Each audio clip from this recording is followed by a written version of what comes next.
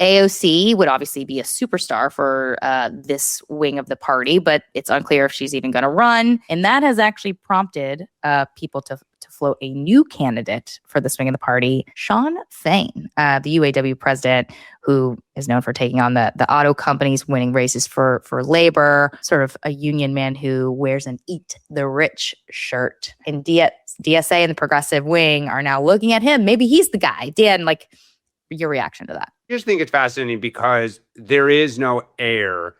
And what I think is interesting is if I were AOC, I wouldn't like these conversations. Like, you would want it to be, they're drafting me to run. They want me to run. The stars are lining up. I've done the No Oligarchs tour with Bernie. I am first in line. And if I were to not run, but I believe there are a lot of people around the senior senator from Vermont who don't believe that she is truly capable of being president.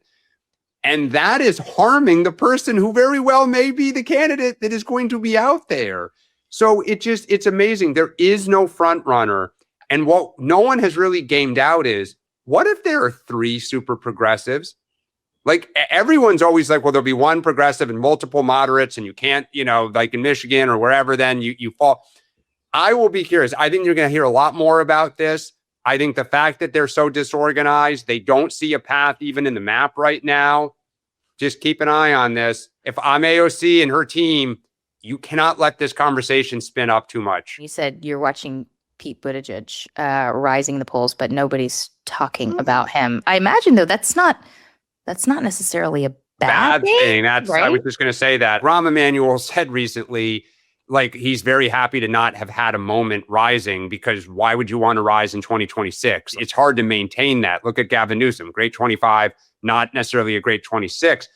But we always talk about Harris and Newsom and AOC and the Sanders wing, and like, he has just kind of methodically kept going about it. And in, state polls and national polls, he is 1, 2, or 3. He's kind of right there. He has led in New Hampshire in multiple polls. New Hampshire, Shawn, your people threatening to go first, kind of to hell. Also, maybe the Republicans heard SeanMSpicer's advice, because the Democratic candidates were very defensive to Playbook, that we are fighting for this. We are not going to allow this. Like, this is important to New Hampshire. But I just think he is still somebody that is a legit top tier candidate. Yeah. And the one thing he has that the others don't is, neither side in our party battle hate him.